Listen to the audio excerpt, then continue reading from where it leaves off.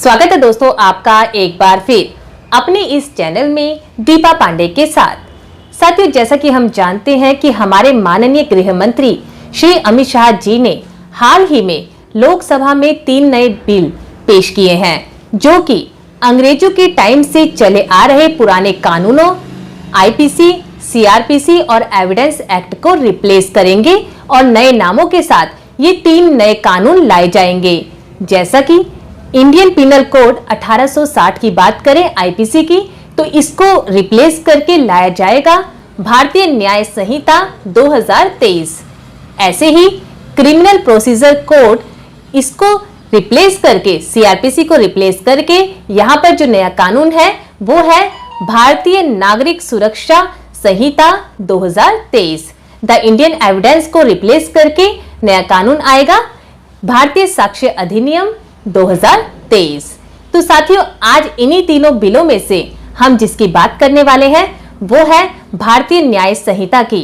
तो साथियों, आज की इस वीडियो में हम समझने की कोशिश करेंगे कि भारतीय न्याय संहिता 2023 के अंतर्गत जो नए नए बदलाव आए हैं वो क्या है, कैसे ये पुराने कानून से अलग है, इसकी प्रोविजंस क्या क्या हैं, इनको ब्रीफ में समझेंगे और जो अगली वीडियोस रहेंगी उनमें हम बात करेंगे जो बाकी के 2 बिल हैं उनके बारे में। तो साथियों, भारतीय न्याय संहिता 2023 बिल की बात करें तो इसको बनाने में पिछले 4 सालों की मेहनत लगी है।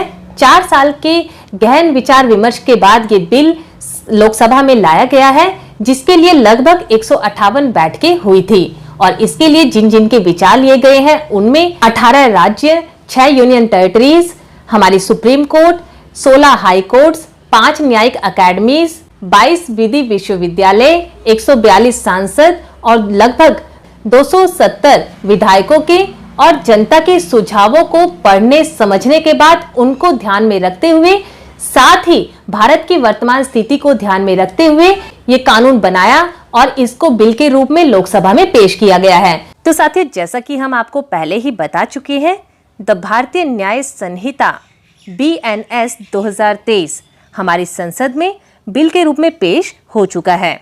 अभी ये पारित नहीं हुआ है, अभी ये कानून का रूप इसने नहीं लिया है, लेकिन हो सकता है आने वाले विंटर सेशन में या फिर जो उसके बाद के सेशंस हैं उनमें ये पास हो जाए और जो अंग्रेज़ों के समय से चले आ रहे हैं जो कानून, स्पेशली इंडियन पिनल कोड की हम बात करें तो आईपीसी को ये रिप्लेस करके BNS उसकी जगह ले लें। तो भविष्य में जो ये बदलाव आने वाला है उसके लिए हमें खुद को आज से ही तैयार करना पड़ेगा।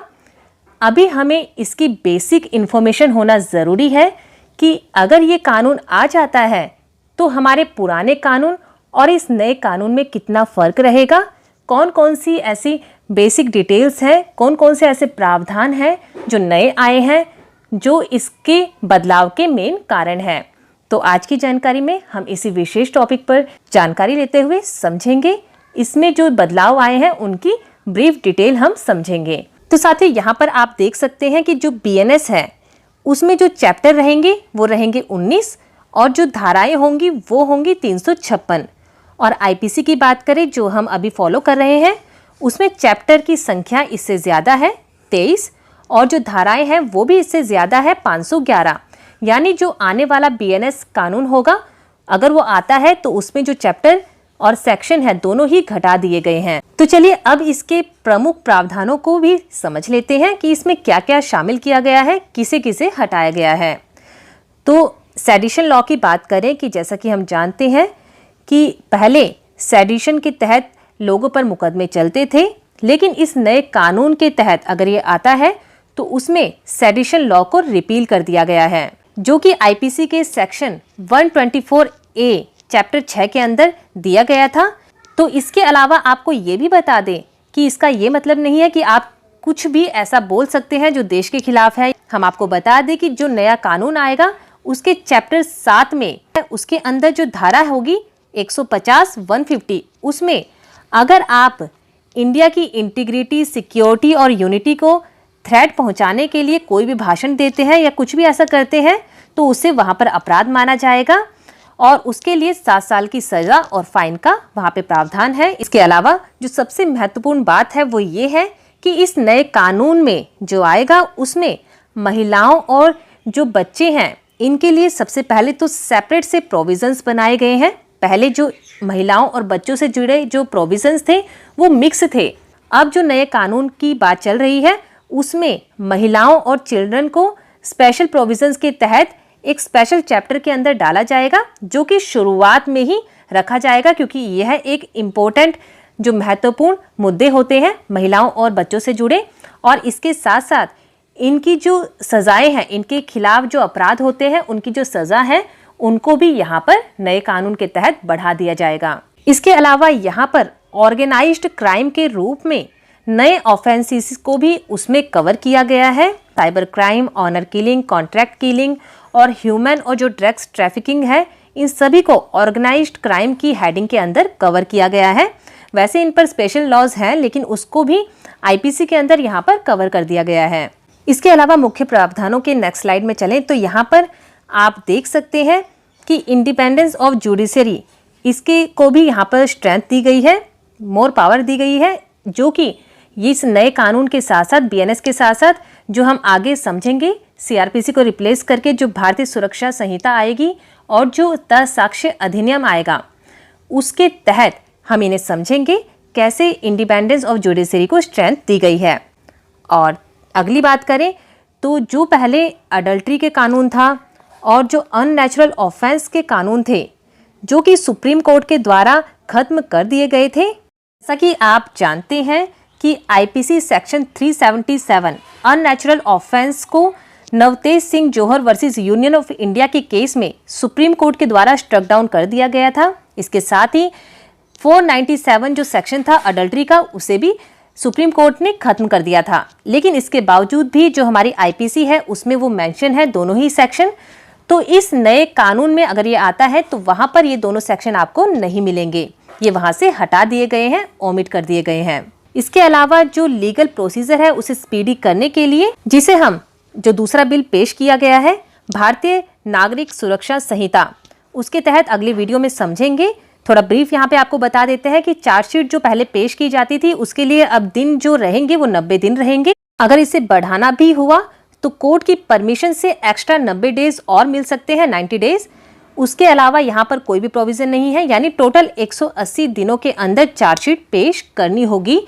और इसके अलावा ट्रायल खत्म होने के बाद जो जजमेंट दी जाती है वो 30 दिन के अंदर दे दी जाएगी। तो इस तरीके से जो प्रोसीजर थी उसको स्पीडी करने की यहाँ पर कोशिश की गई है। इसके अलावा साथियों, आपने देखा ही होगा, न्यूज़ों में भी सुना होगा कि बच्चा अपहरण के आरोप में या अन्य किसी आरोप में किसी व्यक्ति को या व्यक्तियों को भीड़ के द्वारा मार दिया जाता था। तो उसके लिए भी यहाँ सख्त प्रावधान लाए गए हैं कि अगर कोई ऐसा करता है तो उस पूरी भीड़ पर जो लोग शामिल हैं उनके लिए इस नए कानून में सेक्शन 101 के तहत 7 साल की इम्प्रिजनमेंट से लेकर मृत्यु दंड तक का यहाँ पर प्रावधान दिया गया है जुर्माने के साथ। तो अगर कोई भी रेस, कास्ट, कम्युनिटी, सेक्स आदि के बेस पर अगर 5 या 5 से ज़्यादा लोग किसी पर हमला करते हैं, उसे मार देते हैं या कुछ भी ऐसा होता है, तो इसके लिए यहाँ पर प्रोविज़न दिया गया है और मृत्यु दंड तक का प्रावधान दिया गया है। तो चलिए आगे इन्हें हम ब्रीफ में समझेंगे। तो चलते हैं नेक्स्ट स्लाइड पर। तो साथ ही यहाँ आप देख सकते हैं कि हर कानून की तरह चैप्टर 1 में यहाँ कवर किया गया है। सेक्शन 1 बताता है short title, commencement and application को। सेक्शन 2 बताता है डेफिनेशंस को और सेक्शन 3 बताता है जनरल एक्सप्लेनेशंस एंड एक्सप्रेशंस को। इनको जब ये कानून बन जाएगा तो हम डिटेल में इसे समझ लेंगे। यहाँ पर मेन बात समझने की ये है कि जो सेक्शन 3 है जनरल एक्सप्लेनेशन एंड एक्सप्रेशन, वो अभी जो आईपीसी चल रहा है उसमें इसका सेपरेट से चैप्टर है, चैप्टर नंबर 2, जो कि जनरल एक्सप्लेनेशंस धारा 6 से 52A तक कवर होता है। तो यहाँ पर चैप्टर घटाकर, यानी इस चैप्टर को हटाकर इसे चैप्टर 1 में ही सेक्शन 3 के तहत कवर कर दिया गया है। तो इससे हमारा एक चैप्टर यहाँ पर खत्म हो जाता है, कम हो जाता है। तो हमारा ये चैप्टर 1 रहेगा सेक्शन 1 से 3 तक। तो चलिए यहाँ नेक्स्ट स्लाइड में हम समझते हैं बीएनएस के चैप्टर 2 को, जिसमें बताया गया है पनिशमेंट्स। तो इस नए कानून में जो पनिशमेंट रहेगा सेक्शन 4 से 13 तक रहेगा। और इंडियन पीनल कोड की बात करें तो पनिशमेंट चैप्टर 3 में सेक्शन 53 से 75 तक कवर होता है। तो साथ ही यहाँ हम आपको बता दें कि इस नए बिल में जो हमारे आईपीसी है जिसे हम पढ़ रहे हैं उसमें जो कंफ्यूजिंग पॉइंट रहता था पनिशमेंट्स को लेकर कि एक्चुअल में पनिशमेंट्स है कितनी, तो उसे यहाँ पर क्लियर कर दिया गया है। यहाँ मेंशन कर दिया गया है कि 6 पनिशमेंट रहेंगी। पहली डेथ पेनल्टी, दूसरी लाइफ इम्प्रिजनमेंट की, तीसरी इम्प्रिजनमेंट या तो रिगरस या सिंपल, 4th होगी फॉरफीचर ऑफ प्रॉपर्टी, 5 फाइन और 6 जो यहाँ नई इंट्रोड्यूस की गई है वो है कम्युनिटी सर्विसेज की। यानी जो पैटी केसेस होते हैं उसमें सज़ा को सामुदायिक सेवा के रूप में यहाँ पर बताया गया है, जैसे अस्पतालों में सेवा करना या पेड़ पौधे लगाना, इस तरीके की इसकी जो सज़ा इसमें बताई गई है। तो साथियों यहाँ पर पनिशमेंट्स को बताया गया है सेक्शन 4 के तहत। तो ऐसे ही हर सेक्शंस को आप पढ़ सकते हैं। नीचे आप सेक्शन 13 में देखेंगे कि एनहांस्ड किया गया है पनिशमेंट को for certain offences after previous conviction. अगर मान लीजिए किसी ऑफेंस में किसी व्यक्ति को पिछले वाले केस में 2 साल की सज़ा हो चुकी है, तो उसी ऑफेंस को अगर वो दोबारा करता है तो उसके लिए नेक्स्ट टाइम उसे 2 साल की नहीं, उसे ज़्यादा की पनिशमेंट दी जाएगी। तो ऐसा प्रोविज़न सेक्शन 13 में कवर होता है। तो चलिए अब नेक्स्ट स्लाइड में हम चैप्टर 3 बीएनएस के चैप्टर 3 की बात करें, जो है जनरल एक्सेप्शंस, जो कवर हो रही है यहाँ पर सेक्शन 14 से सेक्शन 44 के तहत। आईपीसी के अंदर हम इसे पढ़ते हैं चैप्टर 4 में, जिसके अंदर जो सेक्शन रहते हैं 76 से 106 तक। तो इसके अंदर हम आपको बता दें कि जनरल जो एक्सेप्शंस होती है, जैसा कि आपने देखा होगा कि हर अपराध के लिए व्यक्ति को सज़ा दी जाती है, लेकिन आपने देखा होगा कि जब जजिस किसी को कैपिटल पनिशमेंट देते हैं, मृत्युदंड देते हैं, तो जजिस के लिए कोई पनिशमेंट नहीं होती है, क्योंकि उसे यहाँ पर जनरल एक्सेप्शन में कवर किया गया है, सेक्शन 15 के तहत कवर किया जाता है।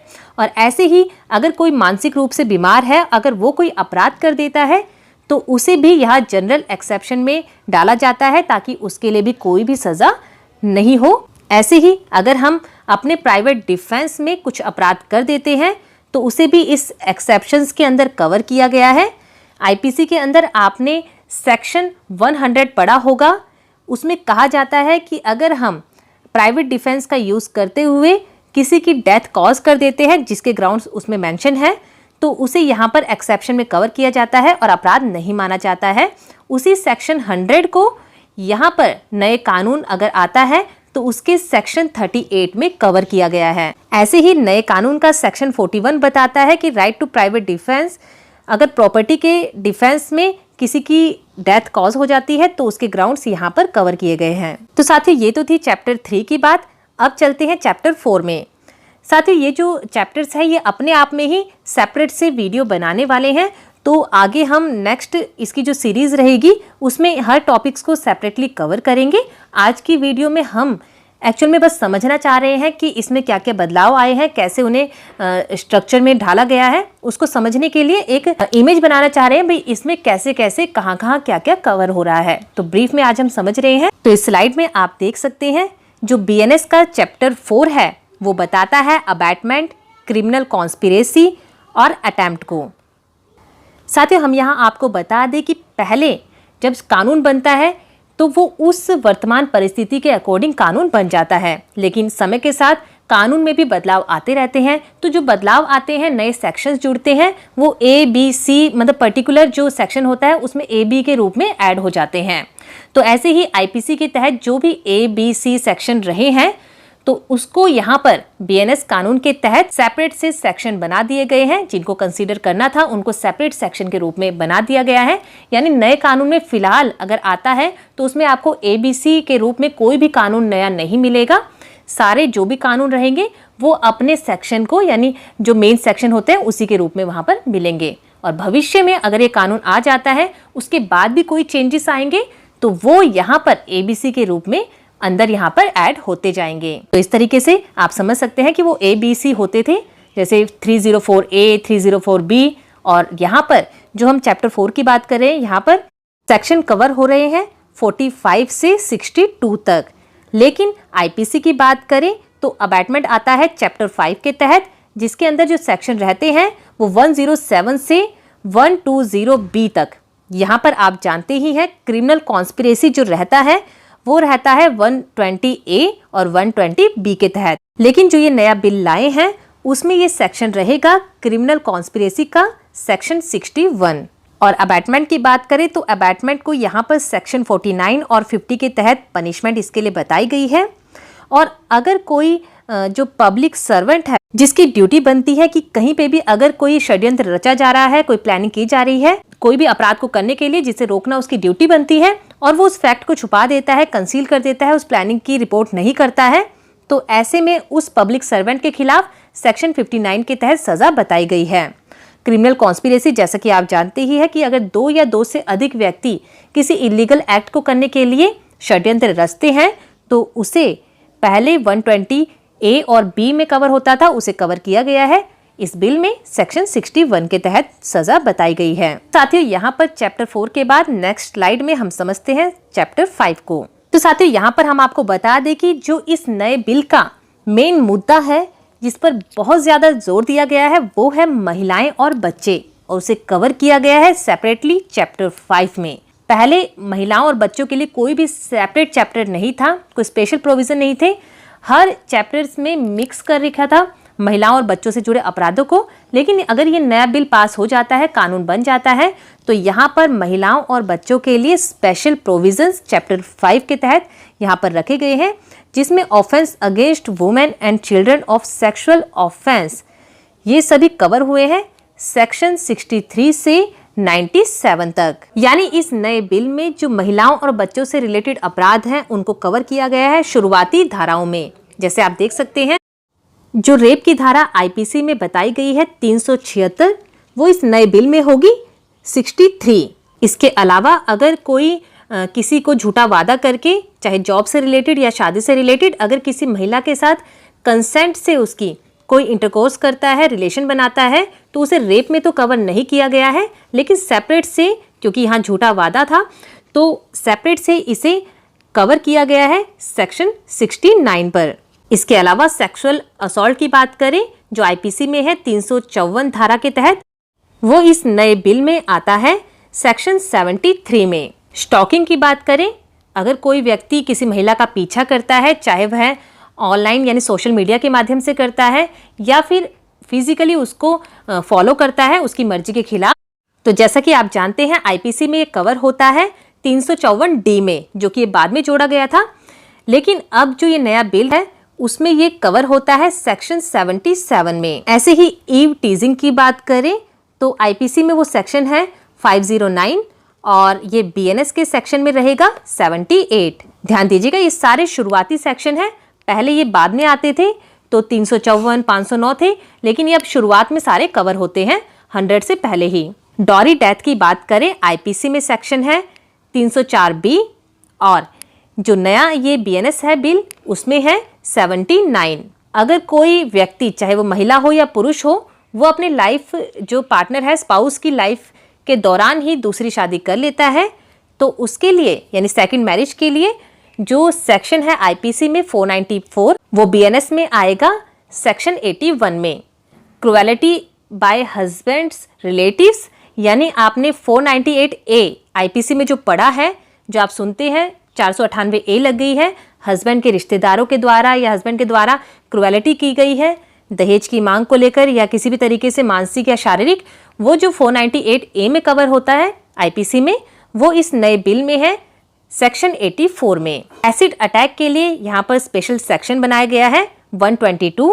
अब बात करते हैं मैरिज की इंटेंशन से, मतलब फ्रॉडली इंटेंशन से किडनैपिंग करना किसी का, तो वो जो 366 में आता है आईपीसी में, वो अब है नए बिल में 85 में। बच्चे से जुड़े सेक्शन की बात करें, मिसकैरेज की, तो जो कवर होता है आईपीसी में 312 में, वो इस नए बिल में बीएनएस में आएगा 86 के तहत। इसके अलावा बीएनएस का सेक्शन 90 बताता है causing death of quick unborn child bye act amounting culpable homicide. ऐसे ही अगर प्रोस्टिट्यूशन के पर्पज से कोई व्यक्ति किसी बच्चे को खरीदता या बेचता है तो सेक्शन 96, 97 में इसके लिए सजा बताई गई है।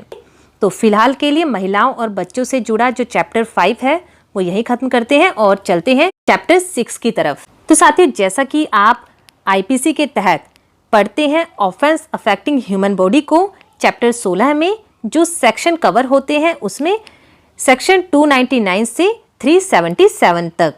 और ये नए बिल की बात करें तो यहाँ पर जैसा कि आप देख सकते हैं चैप्टर 6 में ये कवर हो रहे हैं सेक्शन 98 से 144 तक। जैसा कि हमने आपको पहले भी बताया है कि महिलाओं और बच्चों से जुड़े और प्लस में आपको बता दें कि ह्यूमन बॉडी से जुड़े भी जो अपराध हैं इन सभी को पहले लाए गए हैं। यानी ये जो पहले 300 के बाद में आते थे, कवर होते थे, वो अब शुरुआत में कवर हो रहे हैं। तो चैप्टर 16 की जगह इस नए बिल में चैप्टर 6 लाया गया है। तो आईपीसी में जैसा कि हम पढ़ते हैं डेथ को और कल्पेबल होमोसाइड को 299 और 300 और इनकी पनिशमेंट को 302, 304 में, तो इसको नए बिल में लाए गए हैं सेक्शन 98, 99 में। इसमें मर्डर की पनिशमेंट 101 में बताई गई है। इसके अलावा कॉजिंग डेथ बाय नेग्लिजेंस जैसे रैश ड्राइविंग वगैरह यहाँ पर इंक्लूड होते हैं, वो आईपीसी में हम पढ़ते हैं 304A में। तो ये नया इंट्रोड्यूस हुआ था बाद में, तो इसको अब सेपरेट से सेक्शन इसका बना दिया गया है 104 में। अटेम्प्ट टू मर्डर आईपीसी में हम पढ़ते हैं 307 में, और जो ये नया बिल है इसमें ये रहेगा 107। इसके अलावा शुरू में हमने आपको बताया था ऑर्गेनाइज्ड क्राइम के बारे में, जो कि हमने आपको पहले भी बता दिया था। इसके अंदर cyber crime, contract killing, honour killing और जो ट्रैफिकिंग होती है पीपल्स की, ड्रग्स की, ये सब यहाँ पर इंक्लूड कर दिए हैं ऑर्गेनाइज्ड क्राइम के रूप में सेक्शन 109 में। तो ये एक अच्छा नया स्टेप है जो यहाँ इंट्रोड्यूस किया गया है। तो चलिए आगे कंटिन्यू करते हैं। और साथियों एक बात और ध्यान दीजिएगा कि इस प्रपोज्ड कोड में एक और चीज डिफाइन की गई है, ऑफेंस ऑफ टेररिस्ट कवर किया है सेक्शन 111 में, यानी 111 में, जिसमें अगर इंडिया की यूनिटी, इंटीग्रिटी और सिक्योरिटी को थ्रेट पहुंचाने के लिए कोई भी ऐसा एक्ट किया जाता है, उसे टेररिस्ट एक्ट के रूप में यहाँ डिफाइन किया गया है। इसके अलावा हर्ट, ग्रीवियस हर्ट की बात करें, आईपीसी में हम पढ़ते हैं, इसे शुरू करते हैं 323 से, अब यहाँ शुरू होंगे 112 से इस नए बिल में बताया गया है। तो वॉलंटरली कॉजिंग हर्ट 113 में कवर होगा, जो आईपीसी में हम पढ़ते हैं 323 में, और वॉलंटरी कॉजिंग ग्रीवियस हर्ट 115 में कवर होगा, जिसे हम आईपीसी में पढ़ते हैं 325 के तहत। रॉन्गफुल कन्फाइनमेंट की बात करें, जैसा कि आप जानते हैं कि कई बार कोई व्यक्ति, चाहे वह पब्लिक हो या प्राइवेट हो, जैसे कोई आम आदमी हो या कोई पुलिस वाला, किसी व्यक्ति को थाने में अगर बंद करके रखता है पुलिस वाला, जैसे कि आप जानते हैं कि एक व्यक्ति को 24 घंटे से ज़्यादा थाने में नहीं बंद किया जा सकता, उसे मैजिस्ट्रेट के सामने पेश करना होता है। लेकिन अगर पुलिस क्या करती है, उसे 24 घंटे से ज़्यादा कन्फाइंड करके रखती है, तो ऐसे में उसे अपराध माना गया है, जो आईपीसी सेक्शन 340, 341 में हम पढ़ते हैं, उसे यहाँ पढ़ेंगे 125 में। फोर्स की बात करें, आईपीसी सेक्शन 349 रिप्लेस होगा बीएनएस 126 से। असॉल्ट की बात करें, आईपीसी में हम पढ़ते हैं 351 में, बीएनएस में ये आएगा 128 के तहत। किडनैपिंग की बात करें, वो होगा बीएनएस सेक्शन 135 में, अबडक्शन कवर होगा सेक्शन 136 में। सेक्शन 141 बताएगा ट्रैफिकिंग ऑफ पर्सन। इसके अलावा सेक्शन 144 वो बताएगा अनलॉफुल कंपल्सरी लेबर के बारे में, इसको अपराध मानते हुए। तो चलिए बॉडी से जुड़े अपराधों को ब्रीफ में समझने के बाद अब चलते हैं चैप्टर 7 में, नेक्स्ट चैप्टर में। तो साथियों ऑफेंस अगेंस्ट द स्टेट, इसे हम आईपीसी में पढ़ते हैं चैप्टर 6 में, जो कवर होता है सेक्शन 121 से 130 तक। लेकिन इस नए बिल की बात करें तो ये कवर होता है चैप्टर 7 में, जिसके अंदर जो सेक्शंस है 145 से शुरू होकर 156 तक हैं। और यहाँ हम आपको पहले भी बता चुके हैं, जो स्टेट के अगेंस्ट एक ऑफेंस था सेडिशन वाला था 124A में आईपीसी के अंदर, उसे यहाँ पर पूरी तरीके से ख़त्म कर दिया है। लेकिन ये बात ध्यान रखिएगा कि अगर आप भारत की, इंडिया की यूनिटी, इंटीग्रिटी को खतरा पहुंचाने के लिए कोई भी कार्य करते हैं तो उसे सेक्शन 150 के तहत अपराध माना जाएगा।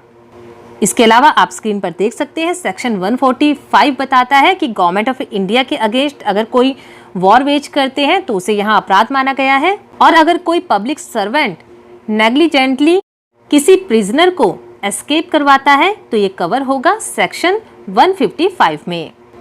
तो चलिए अगले चैप्टर 8 की बात करें, offence relating to army, navy and air force.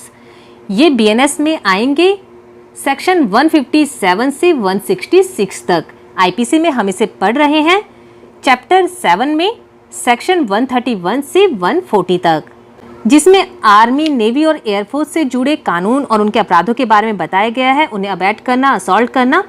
और इसके अलावा सेक्शन 162 बताता है हार्बरिंग डेजर्टर, यानी अगर किसी व्यक्ति को पता है कि ये व्यक्ति आर्मी, नेवी या एयरफोर्स का भगोड़ा है और वो फिर भी उसे शरण देता है तो उसे सेक्शन 162 में अपराधी माना जाएगा।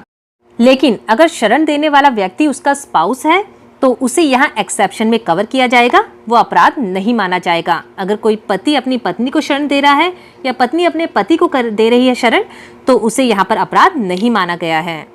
इसके अलावा सेक्शन 166 बताता है कि अगर कोई व्यक्ति किसी भी सोल्जर की कोई वर्दी चुराकर या उसका टोकन चुराकर उसका यूज करता है तो उसे यहाँ पर अपराध माना गया है।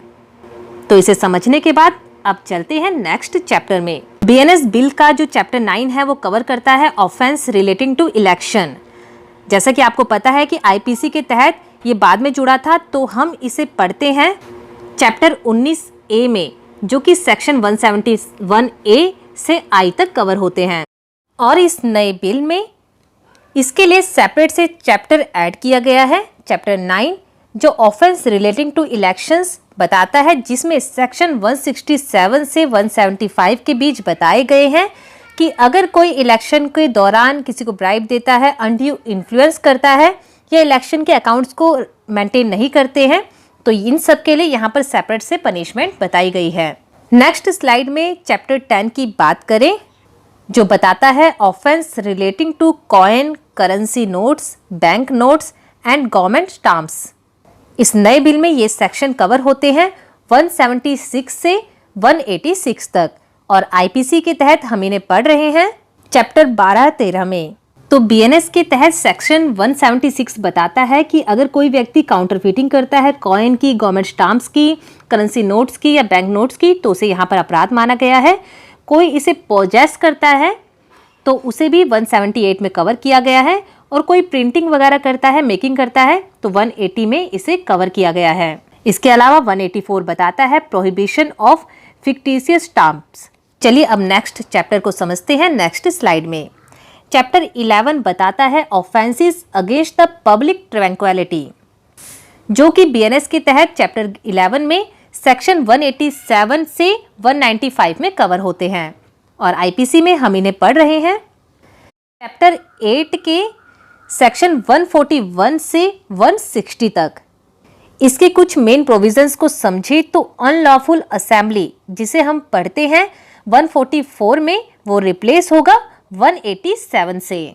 रियोट यानी हंगामा करना, जो कि हम पढ़ते हैं आईपीसी में 140 में, वो यहाँ बीएनएस में कवर होगा 189 में। तो चलिए नेक्स्ट चैप्टर में। चैप्टर 12 बताता है बीएनएस का ऑफेंस बाय और रिलेटिंग टू पब्लिक सर्वेंट्स, जो कवर होंगे सेक्शन 196 से 203 में।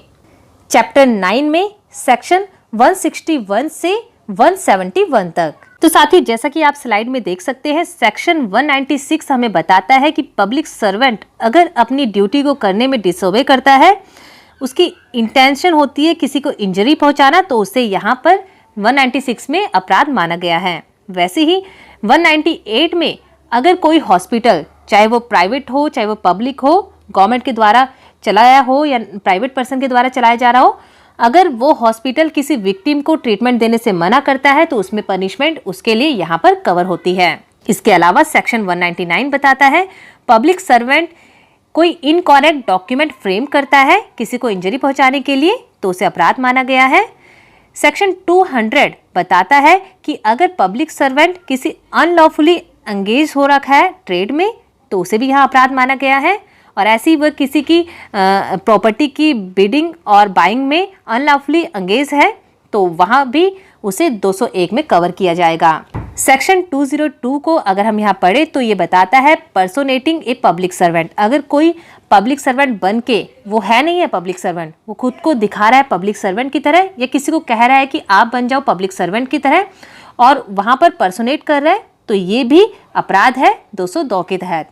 तो चलिए अब नेक्स्ट चैप्टर को समझते हैं। Chapter 13 contempts of the lawful authority of public servants, जो कि बीएनएस के सेक्शन 204 से 224 तक कवर होता है और आईपीसी में हम इसे पढ़ रहे हैं चैप्टर 10 में, जिसमें सेक्शन 172 से 190 शामिल है। तो इस नए बिल का जो सेक्शन 204 है वो हमें बताता है कि अगर कोई व्यक्ति समन्स की सर्विस को अवॉइड करता है या उससे बचता है तो उसे यहाँ पर अपराध माना गया है। 210 यानी 210 हमें बताता है कि अगर कोई फॉल्स इंफॉर्मेशन फर्निश करता है तो उसे भी यहाँ अपराध माना गया है।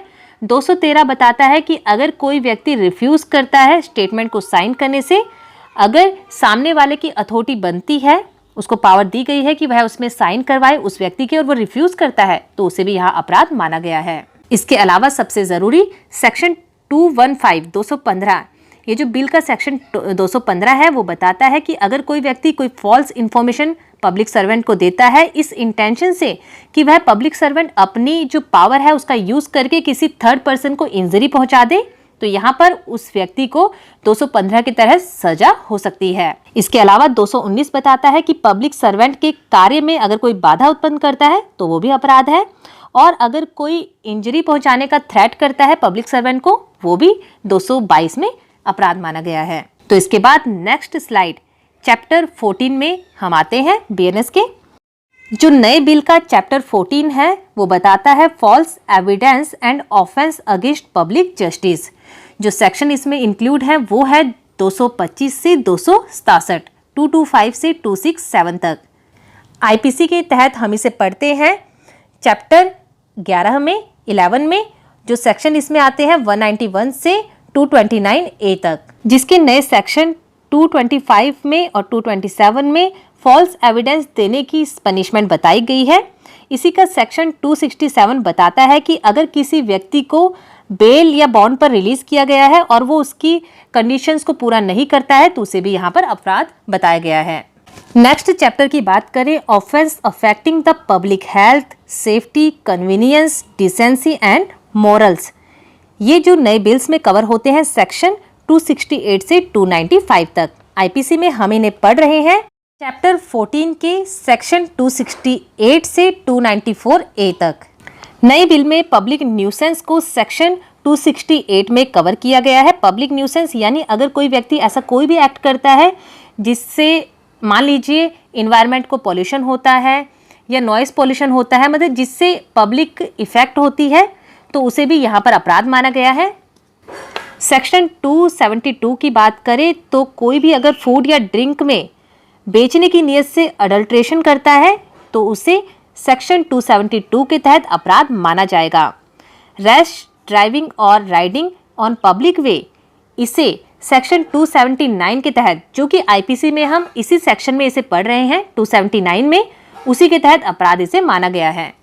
इसके अलावा अगर कोई ऐसा ऑब्सीन एक्ट करता है या सॉन्ग प्ले करता है जिससे पब्लिक को इनकन्वीनियंस हो, उनके मॉरल्स को हानि पहुंचे, तो उसे सेक्शन 294 में एक अपराध माना गया है।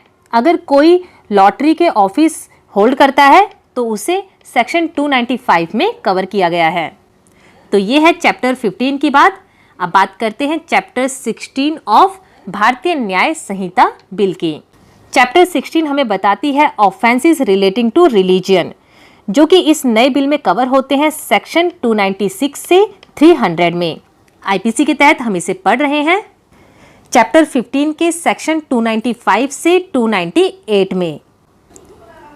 तो साथ ही जैसा कि आपको पता है कि हमारे संविधान का जो मौलिक अधिकार है हमें स्वतंत्रता देता है अपने रिलीजन को परफॉर्म करने की, उसके बारे में प्रचार प्रसार करने की, जो कि आर्टिकल 25 में हमें स्वतंत्रता दी गई है। तो उसी को लेकर अगर हमारी उस रिलीजियस फीलिंग को कोई हर्ट करता है, कोई नुकसान पहुंचाता है हमारी धार्मिक भावनाओं को, तो उसके लिए जो अपराध निर्धारित किया गया है उसे इस चैप्टर में कवर किया गया है, चैप्टर 16 में।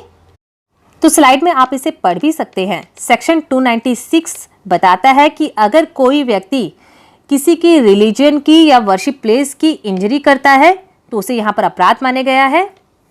इसके अलावा सेक्शन 298 बताता है कि रिलीजियस जो असेंबली है उसे कोई डिस्टर्ब करता है तो उसे भी यहाँ अपराध माना गया है। 299 बताता है कि अगर कोई बुरियल प्लेसेस जैसे या तो शमशान या जैसे जहाँ किसी को दफनाया जाता है या जलाया जाता है उस प्लेस में कोई ट्रेसपास करता है तो उसे यहाँ पर अपराध माना गया है।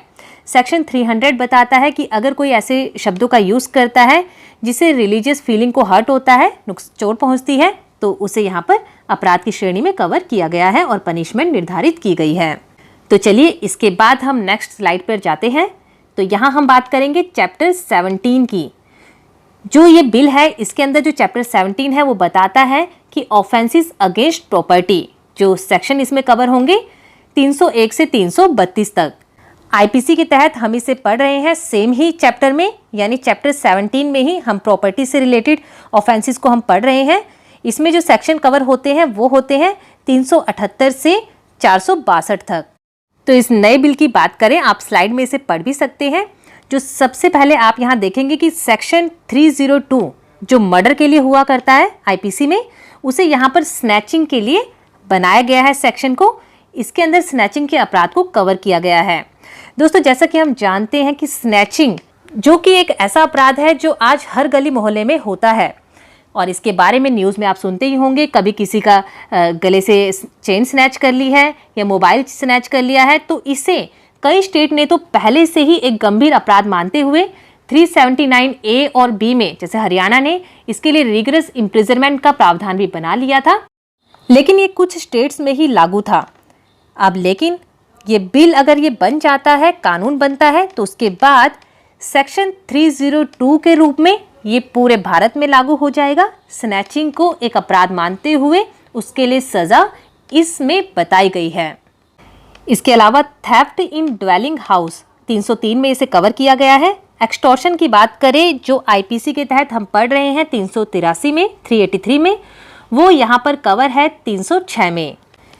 Criminal breach of trust IPC में हम इसे पढ़ रहे हैं 406 में, उसे रिप्लेस करेगा सेक्शन 314 314। चीटिंग बाय पर्सोनेशन यानी बहरूपिया बन के किसी को धोखा देना, उसे हम आईपीसी में पढ़ रहे हैं 416 में। इस नए बिल में ये है 317 में। चोरी यानी थेफ्ट की बात करें तो आईपीसी में हम इसे पढ़ते हैं सेक्शन 379 में और ये नए बिल में है 301 में।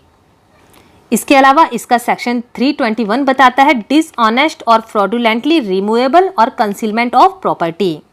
सेक्शन 323 बताता है 323 मिसचीफ बाय किलिंग और मेमिंग एनिमल, यानी किसी एनिमल को अगर हम मार देते हैं या उसे चोट पहुंचाते हैं तो उसे यहाँ पर अपराध माना गया है। इसके अलावा सेक्शन 327 बताता है इस नए बिल का criminal trespass and house trespass, इसके लिए इसमें पनिशमेंट बताई गई है। तो चलिए प्रॉपर्टी से जुड़े अपराधों के बारे में बात करने के बाद अब नेक्स्ट चैप्टर 18 में हम चलते हैं, जो बताता है offence relating to documents and to property marks.